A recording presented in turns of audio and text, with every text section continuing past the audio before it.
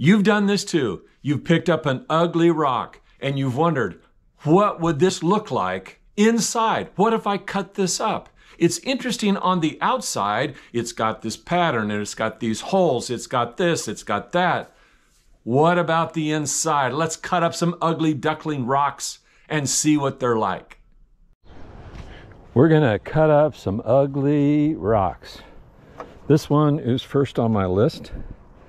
Now, my fossil-loving friends say, don't cut that, it's a stromatoporoid. But it has all those layers and it's so ugly on the outside, I just think it might be nice on the inside. So I'm gonna cut it right down there, see what we can see. Second one is also a fossil. Lots of little interest on the outside, layers there that you can see. Okay, well, check this out. All right, this third one, this is quartz, but it has some lines, some banding. I'm not saying it is an agate, but it's interesting, so I'm gonna have to cut it. This one I can see that it has somewhat of a pattern on the outside, so that tells me it might be a fossil, but then on the other hand, maybe it isn't. And there's only one way to find out. And then the rest of these sacrificial lambs, they're going on the block too, unless I get tired and quit. One thing here that you ought to take note of is this little geode here.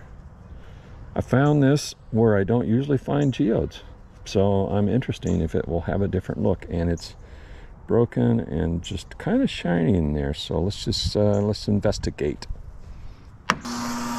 Let's get it on.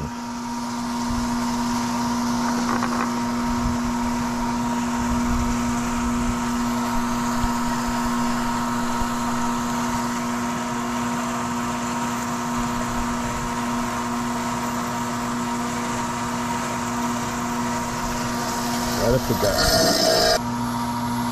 All right, that's pretty awesome inside. The only thing is, somehow or another, that blade did not cut straight, and I don't know what the problem was. I think maybe it's crooked.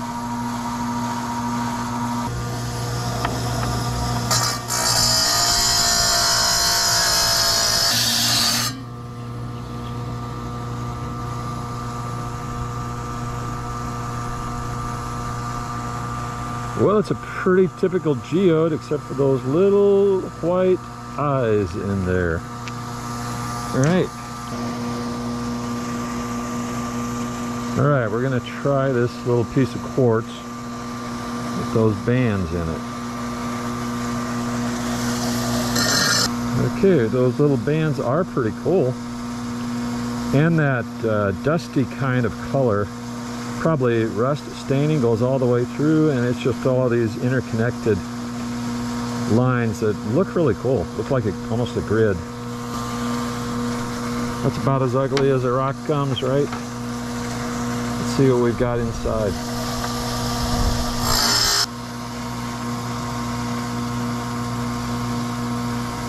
If mud can be pretty, I think this is pretty. It is a different look, for sure.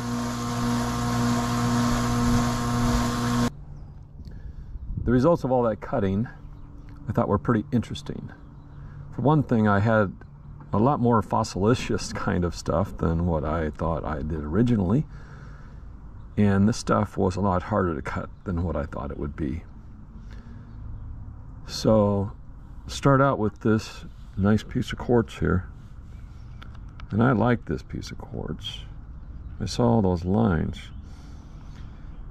and this is going to have to go into the tumbler. It's just really a beautiful piece of quartz with all those lines running through it, like a little network of something. So I really like that. Some of the rocks were actually too big.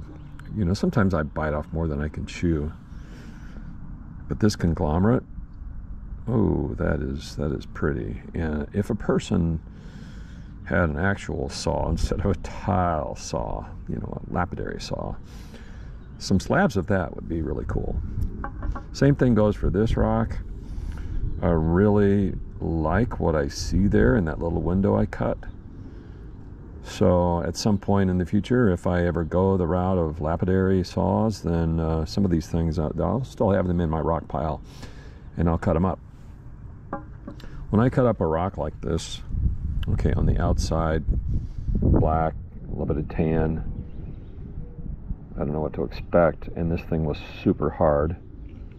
On the inside, it just kind of reminds me of being in Arizona. Just everything is rusty and red and black and just all kinds of different rustic kind of colors, and it's just gorgeous. So this probably will have to go into the tumbler at some point.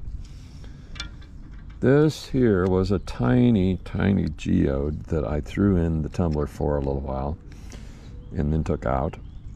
And what it looks like on the inside, it wasn't a solid like I thought it was. It was actually kind of cool with the little crystals inside. So that turned out pretty neat. The big surprise for me was this ugly little rock. I didn't realize how much of a fossil it was when I started cutting, and then I saw, I don't know if those are crinoids, but it turned out to be maybe a little bit of potential death plate, or just a mass of, I'm guessing, crinoids. You know, I see that round kind of pattern there, and that's what I usually think of, and that one there as well. So it might be something else. I'll have to get busy on trying to identify that. This one, sometimes you look at them and you say, wow, I wonder what that looks like on the inside. It looks pretty much like it does on the outside. Inside, outside, both the same.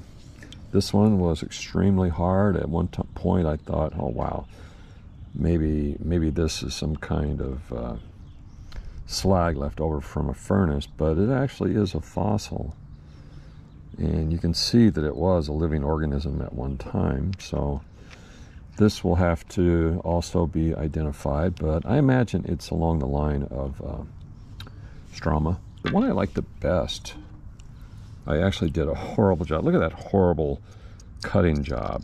Oh, this thing was just unwieldy and hard, and I think my blade actually got bent a little bit, but you can see all this pattern on the outside. This is the one that my fossil loving friends, which I love fossils too, but they said, don't cut that. Well, I wanted to cut it. And while this part here is botched, I might have to put that through again. This side over here, I think, is gorgeous. You've got that center void there with botryoidal kind of formation, same thing in there. The gold, the lines, the layers, it's just really, really cool. So I like it a lot. The other thing, this geode, you know, it was just a little geode that I found in a creek and in a place where I don't usually find geodes, so I was a little bit surprised and pretty pleased. But it looked pretty ordinary at first, but then I saw these little eyes, and there are more in there that you can see just barely. And then on the outside, you can see that it is agatized, especially on this side. You see all those bands in there. So if you love the agatized look inside a geode, then this one's got it going on.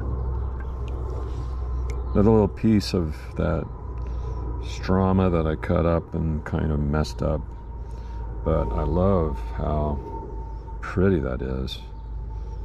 I suppose if a person wanted to slab that a little bit better than what I did, they could end up with something pretty nice. This one, I think, has potential. That red and that black, kind of nice. And I just cut the small part because I don't have a very big blade. but I think this has potential for the future.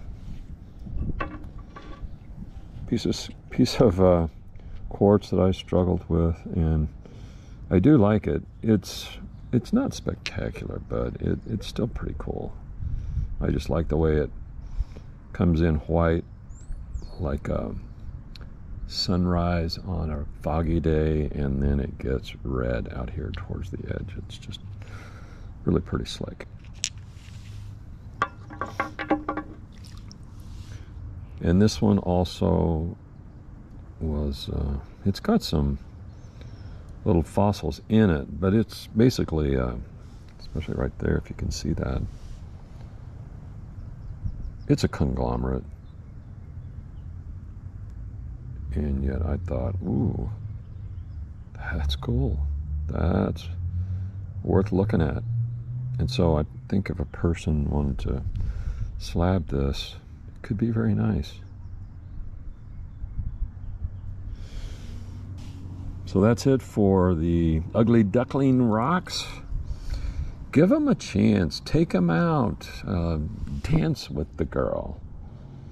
That's it for this section of Ugly Duckling Rocks, and I hope you had a good time. I know I did, and I'll be out picking up more ugly rocks so that I can cut them up and see what's inside.